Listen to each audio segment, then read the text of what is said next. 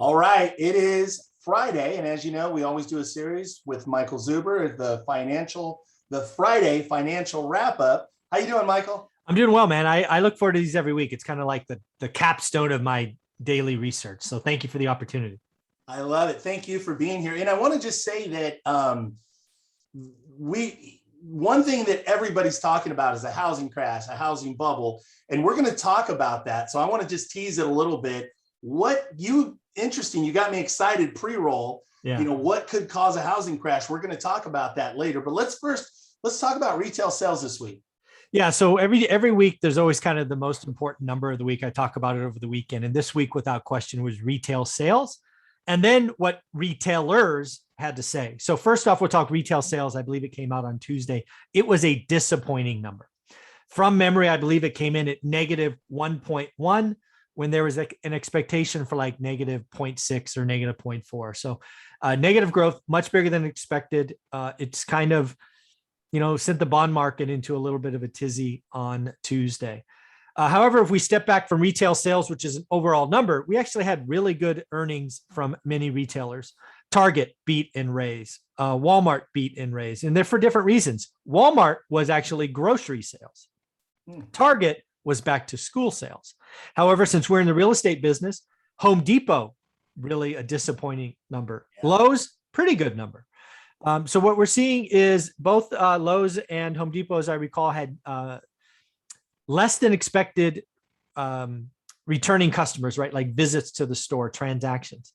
And I think what we're seeing in Home Depot and Lowe's is the housing slowdown, right? People have lived in their house for a year and a half, done all the painting, all the upgrades, they've been in the backyard, and now they're going out to get vacations. So what I think is really happening with retail sales, and again, we have more and more examples, right? We had Etsy's disappointment and Amazon disappointment and those things, is people are doing things. They're creating memories and not buying stuff. And I think this is going to happen, right? I think July's retail or real estate slowdown, even in the Bay Area, was just a lot of people going, dude, I'm taking July off. I haven't gone on vacation. And as you know, I even took a vacation in early July to just like get out of Dodge. So I think retail sales, we got to watch because that is the consumer. We're 68% of the economy. But retail sales were, a disappointment this week. Interesting. Very interesting. And it's interesting too. I went out this week and having dinner, and I noticed just like kind of looking around in the Bay Area, in the East Bay, a place that would normally have really heavy foot traffic. I did notice, I was like, it doesn't seem like there's as many people out. It does feel like maybe, probably back to school. But it did feel a little bit like of a pullback, maybe also with the pandemic and COVID becoming a part of the conversation. Absolutely. Do you think that's a part of it too? Oh, absolutely. Retail sales is what you got to watch for. And again, there are other areas of the country, the Bay Area being one, that is how should you say, more nervous than other areas. And yeah, I think the Bay Area is already seeing kind of a pullback from consumers, i.e. less restaurants, less people at the mall, right? We have really high vaccination rates, but still there's a pretty big drumbeat of scary headlines. So, people are pulling back, and then other parts of the country are like, nothing's happening, right? It's just keep going. So that's why you got to be careful and talk nationally. But yeah, I think it's having an impact on the Bay Area. Yeah. Interesting. Yeah, I would agree. So speaking of the Bay Area, let's talk about Bay Area housing. What are you seeing there? Bay Area housing. I just got these numbers this morning. They came across for July, and 7 out of the 9 counties had negative, saw a drop in the median home price. So it was negative. Now they're not big, but they're still, I believe San Mateo is the number I remember, right? San Mateo, again, single family homes was down 7%. What I didn't know, and I live within 20 minutes of San Mateo, the median home price in San Mateo is $2.1 million. That's bonkers, right? I've lived here 50 years. That is crazy. So a 7% drop is 140 grand, right? So most people are going to feel that, right? But again, we're talking 1 month. Again, I think July people took off. Transactions were also down, right? So I think what we're having is a more normal market. Inventory is going to build. And again, we're going from days of supply to weeks, and weeks will turn into months. And we need to remember, right? An average month supply is like 3 to 4 months. People talk 6. That's national. Bay Area is more like 3 or 4. we're still at weeks, and we're not even at weeks. We're like a week and a half. It's like 10 or 11 days, but it's not 6 anymore. So the slowdown is real. I think July is an aberration because the transactions just collapsed. But yeah, I think the housing slowdown is finally happening in the Bay Area. Maybe we're going to get a plateau, maybe. Yeah. It's interesting. We had talked, I'm involved in a flip deal and in the Bay Area, and, definitely in an affordable, marketplace, very affordable. When we originally contracted the deal, we thought that somewhere in the high 300s, low 400s was going to be the after repair sales price. It was a very long escrow that started last year that carried over into, I believe the close was in somewhere in like May or June. And it ended up, there was a lot of appreciation. Yeah, that was a good time to have a long escrow. Right. Yeah. Great time to have a long escrow. It was interesting on the long escrow at the time when we were actually looking to close, we thought it would be somewhere maybe in the low 5s. Oh, wow. In terms of, like pretty crazy. Then as we're in the construction, now you got to remember, we're into the deal pretty good. We got a good. Yeah, you're in good, right? You got 2020 prices. So yeah, you're good. Right. So we're feeling still pretty good. Like, hey, even if things slow down, which they began to, we had to reset our sales.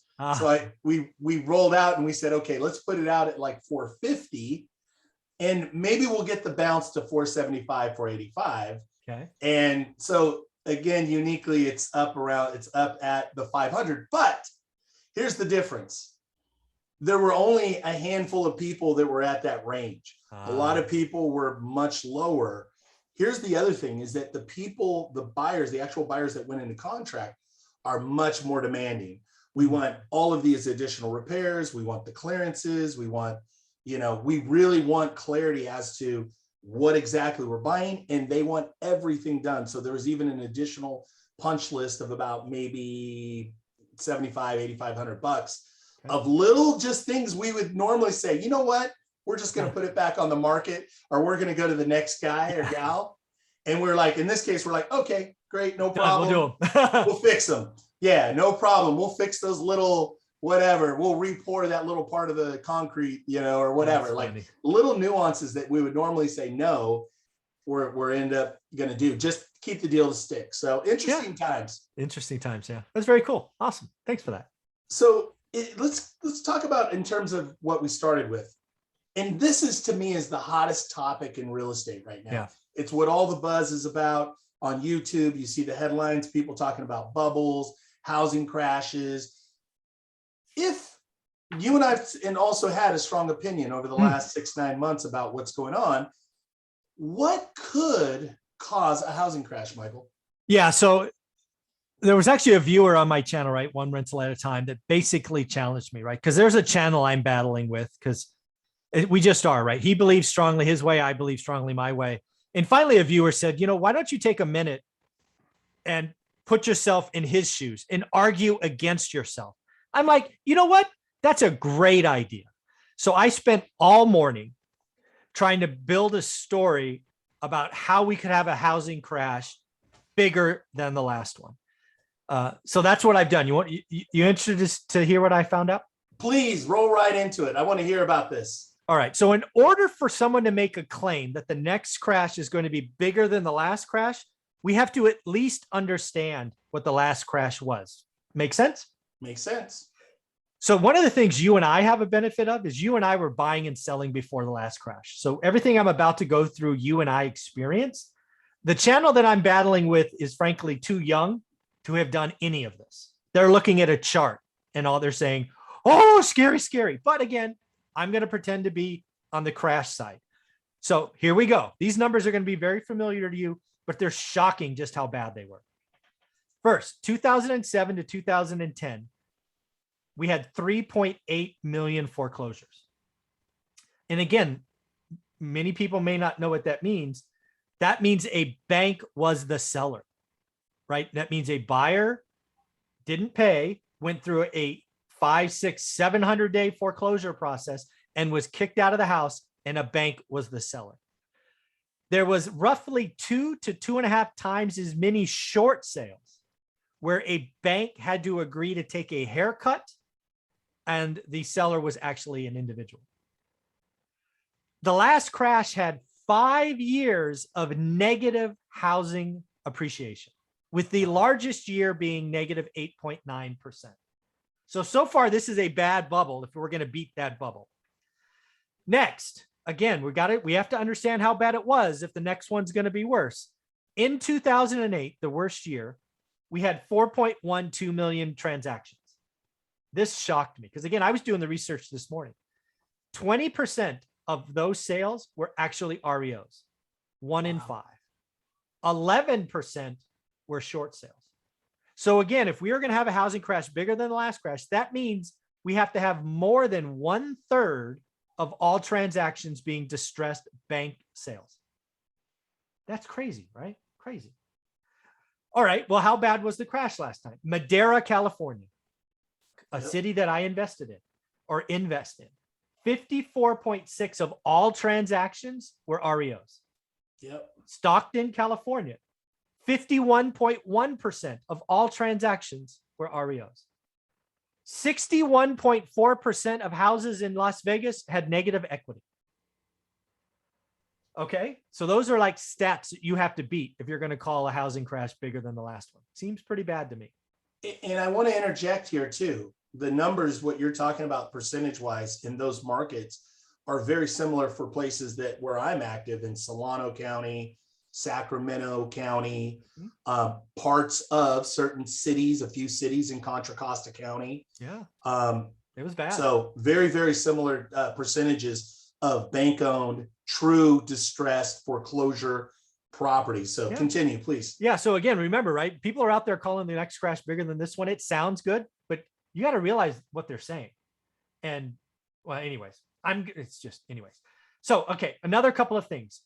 Again, I believe the last setup was entirely based on bad lending. Okay. So if that's the case, let's talk about that. 44 to 48% of all loans closed from 2004 to 2006 were subprime. That is mind-boggling. Wow. Today it's under 5%. Wow. Roughly half of every loan, 04, 05, 06, was to a subprime borrower. And if people know my story, I was turning down renters and they were becoming buyers. Yep. Crazy. Okay. One more thing again to set up the last crash with this crash. 50% of mortgages 04, 05, 06 were adjustable rate mortgages. 14% of loans were neg am pick-up payment ninja loans. Today, 2% of loans are adjustable rate mortgage and 0 are ninja pick-up payment or neg am loans. So realize if we consider last crash as a lending process, that's not what we have today. So when I tick off the ways to get to a crash, and again, I am going to answer it, but you have to realize where we are. One thing could be lending. So does lending today look like lending before? And I think the only answer is not even close. Right. We have less than 5% subprime. We have less than 2% adjustable rate mortgage. We just don't have the toxic soup like last time. Okay. How about distressed sellers? Last time, 31% of sales were distressed, meaning a bank was involved. Today, it's less than 2%. Yeah. All right, well, that's out the window, right? We're not going to find that. Okay, how about adjustable rate mortgages? Because again, why did this stuff blow up last time? Is because every week, every month, more and more people are adjusting. Half the loans, 14% of the loans were ninja. Today, it's 2 and 0, not the same thing. Okay. You experienced this last time. I experienced it last time. This other channel is too young to have experienced. But let's tell folks, Ty, what happened in 2005, 6, and 7 when you or someone you knew called a bank and was in trouble? Hey, I'm borrower. I live at 123 Main Street. I lost my job. I can't pay. I need some help. The bank basically said, F you, call me back when you're 90 days late and we'll talk about it. So they hung up on you. Yep. 100%. There was no kind of programs, no anticipation by the banks at all. They just thought it was business as usual. Today, You call a bank saying, I'm homeowner 123. I'm in trouble. I'm a little nervous about my payment. They say, go to this website, click this link, and you have no payments for a year. I would call that different, wouldn't you? Very different. It's insane. Okay. So now, how do we get the crash? Because again, I would call the last foundation, the lending structure, full of termites, to use a real estate world. And once it broke, it just caved in on itself. Today, the foundation is damn near granite. 2% adjustable rate mortgage, less than 5% subprime. It's just, and frankly, I don't know about you, Ty, but I think lending today is tighter than I've seen in the last 5 years. So true. So it doesn't feel like we have the same lending problem. Okay, so lending's granite versus termite ridden before. Different. Okay, how about rising rates? That's the next thing I hear from all these young investors. Well, Ty, I shared with you once before a 50-year spreadsheet that showed interest rates going up 800 basis points and housing still rising. We will certainly see a crash in housing transactions. Builders will stop. It will become unaffordable, but that doesn't mean prices fall. That means transactions stop. Those are very different things. Make sense? Yep. Okay. Now what we see is when borrowers get in trouble, banks are willing to work with you at least for 1 year, unlike before. Again, very different. Yes? Yes, sir. All right. So you know what causes a housing crash this time? There's only one thing. Do you want to take a guess? It's not interest rates. Nope. It's probably has something to do with the economy or something to do with the stock market and jobs. I mean, it's jobs. We have to have unemployment exceed 20% for multiple years, because we already know banks are willing to eat payments for a year. We've already proven that. We don't know where the end of that is. At some point, banks are going to say enough is enough. I'm taking the house.